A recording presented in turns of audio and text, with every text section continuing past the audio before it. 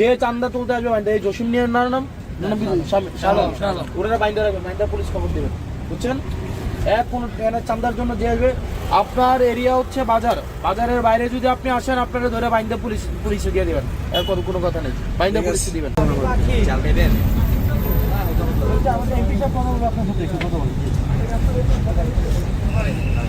আসসালামু আলাইকুম ভাই। হ্যালো, আসসালামু আলাইকুম।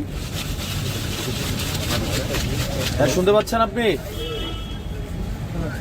শোনেন, আপনি হচ্ছে ওই ইজারা তুলবেন বাজার থেকে, বাজারের বাইরে চাঁদা তুলতে আসবেন না কালকে থেকে, বুঝছেন? বাজারের বাইরে কোনো চাঁদা তুলতে আসবেন না, কোনো চাঁদাবাজি চলবে না দেবিদ্দার।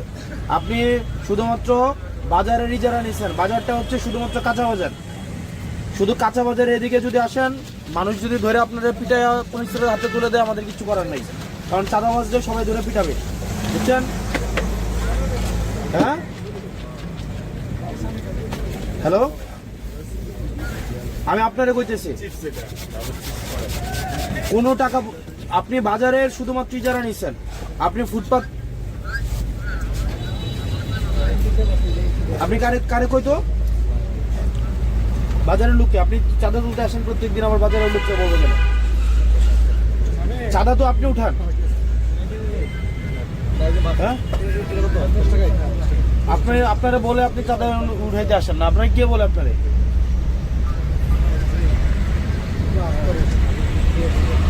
কোন ডিলার? সুদন ডিলার হচ্ছে চাঁদা তুলতে আপনারা পাঠিয়ে দেন, আপনি চাঁদা তুলেন। আমি যদি আপনারা বলি এবার গিয়ে খুন করে পরে আপনি খুন করবেন?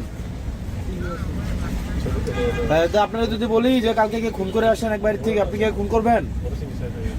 তাহলে সুদন ডিলার যদি আপনারা চাঁদা তুলতে পাঠায়, আপনি কি চাঁদা তুলবেন? তাহলে আপনি চাঁদা তুলতে পাঠালে আসবেন কেন? আপনি কালকে থেকে যেন না দেখি।